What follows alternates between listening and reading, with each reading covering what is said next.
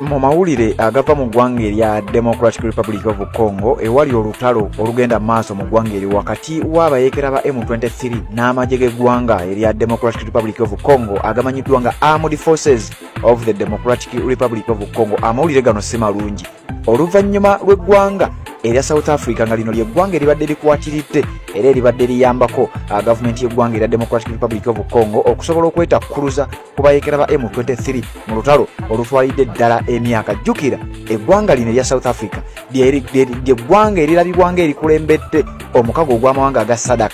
Jjukira omukago guno gubadde gutuula nnyo mu nkiiko ez'enjawulo mu summit ez'enjawulo wamu n'omukago ogwa East African Community, ng'omukago guno gubadde gwadvocatinga nnyo era nga bagamba nnyo okulaba nga wabeerawo kye bayita immediate and unconditional ceasefire mu ggwanga erya DRC olutalo lugenda mu maaso wakati w'abayeekera ba M23 n'eggwanga erya DRC gavumenti ya Felix Tshisekedi okulaba nga tewunzikibwa oba si ekyo okulaba nga ebitundu ebibadde biwambiddwa nga bigenze mu mikono gy'abayeekera ba M23 bibeere nga biddizibwa. Kakati amawulire ge tuyina nga gano gafulumye mu nnaku nga 2 eziyise. Kati abadde abuuza ebibuuzo bino kubanga nakugambe guno omukutu twanukulirako bibuuzo oli yatubuuzizza mawulire ki agava mu lutalo olwa M23 ne gavumenti y'eggwanga erya DRC Democratic Republic of Congo. Kakati wano wenjagala osibire olukoba era wuliriza.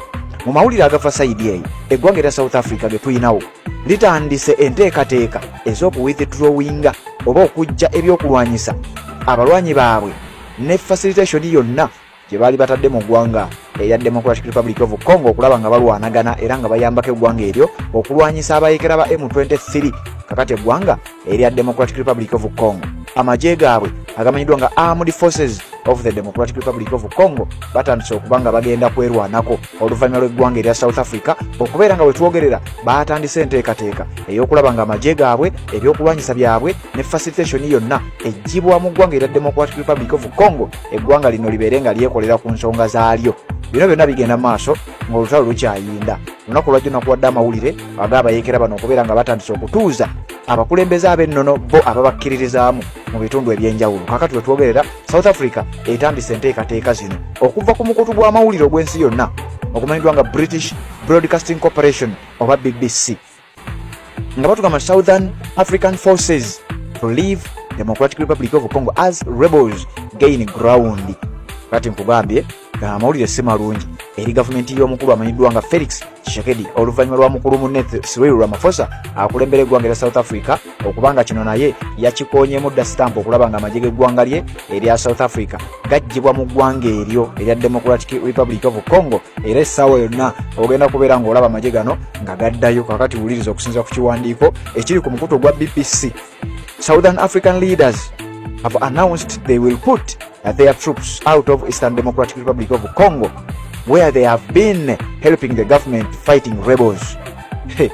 Abakulembeze mu ggwanga eryo erya South Africa balangiridde era ne bakonfaminga nti bakkiriza era batandise enteekateeka ez'okujja amagye gaabwe ez'okujja ebyokulwanyisa byabwe mu ggwanga erya DRC Democratic Republic of Congo gye babadde bali mu kulwanyisa obubinja bw'abayeekera era nga akabinja akasinga obukulu ke kabinja ka M23 ng'abasajja bano aba South Africa babadde bakoze kinene nnyo era nga bayambyeko nnyo eggwanga erya Democratic Republic of Congo okulaba nga bambi Congo yeerwanako eri abayeekera ba M23 okuba nga tebabajooga bwe batyo mu bitundu ebya Eastern Democratic Republic of Congo ewali province ebbiri omuli emanyiddwa nga North Kivu n'endala emanyiddwa nga South Kivu. Kakati wetwogerera South Africa ekibakoze oba ekabatemye.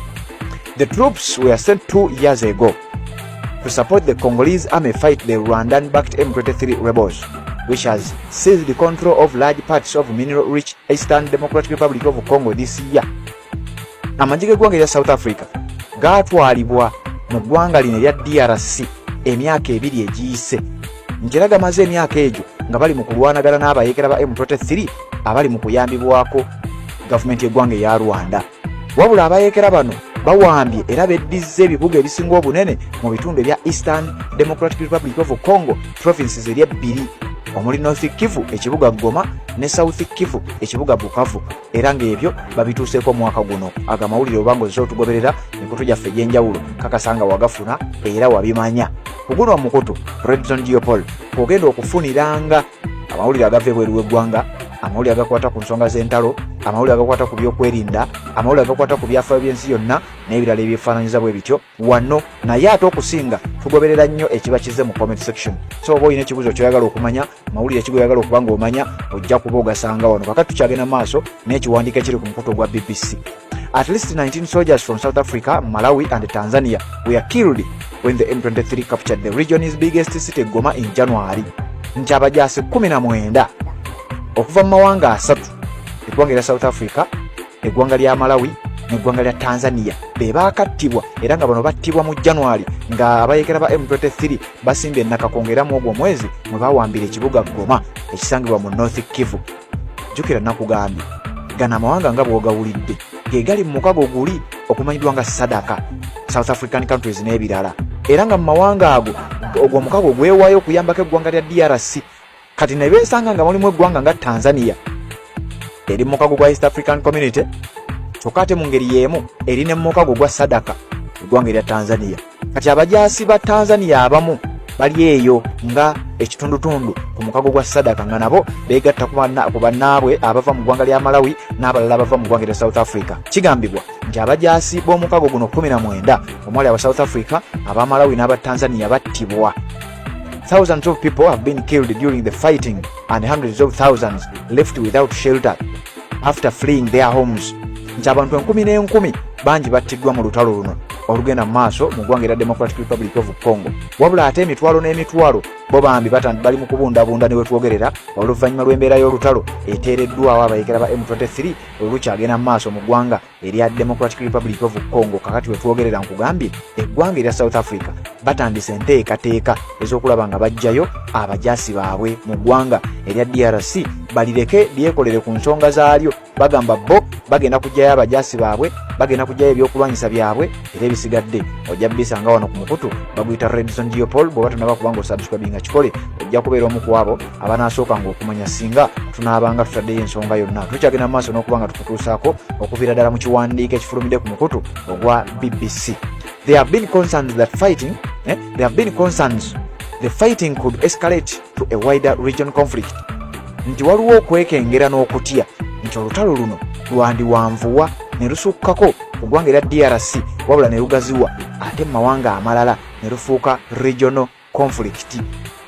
Waliwo okutya, amawanga gatandise okwekengera, amawanga gatandise okweraliikirira, kyekintu kino kyandisoba, kyandiwanvuwa ne kiba nga kigenda kuzingiramu n'amawanga amalala ageetooloddewo okulaba nga nabo bagenda mu maaso n'okulwana ate olutalo lwe bateetegekedde, olutalo lwe bataalimu, wabula nga ly'eggwanga erya South Africa batandise enteekateeka ez'okugjayo bannamagye baabwe n'okugjayo ebyokulwanyisa byabwe mu ggwanga eryo oluvannyuma lw'embeera okubeera ng'egenze mu maaso n'okuba ng'etabuka. Obufumbo olina omwami naye ng'akutawaanya, olina omukyala ng'akutawaanya, bajja ne bakwagalako ne bagenda. Gwe alina ebizibu mu byenfuna nga sente zikuyita mu ngalo, w'oteeka sente zifa bufi b'owola tebazza. Gwe aloota ng'ogwa mu nnyanja, gwe alumizibwa omutwe nga guganye okuwona, naawe aloota ng'ebintu bikozesa ensonga z'obufumbo. Nina ekifo ku mugga awali amayinja wennyambulirako ebisiraani, ekikwa ekifiiriza, omudibo obutaganja obutaweebwa. Nzijanjaba abantu ab'enzikiriza zonna, nsiŋŋaanibwa njeru ku lw'ejjinja. Gwanjagala kuba ku nnamba yange eyo, naawe ali ewala ennyo yita ku WhatsApp.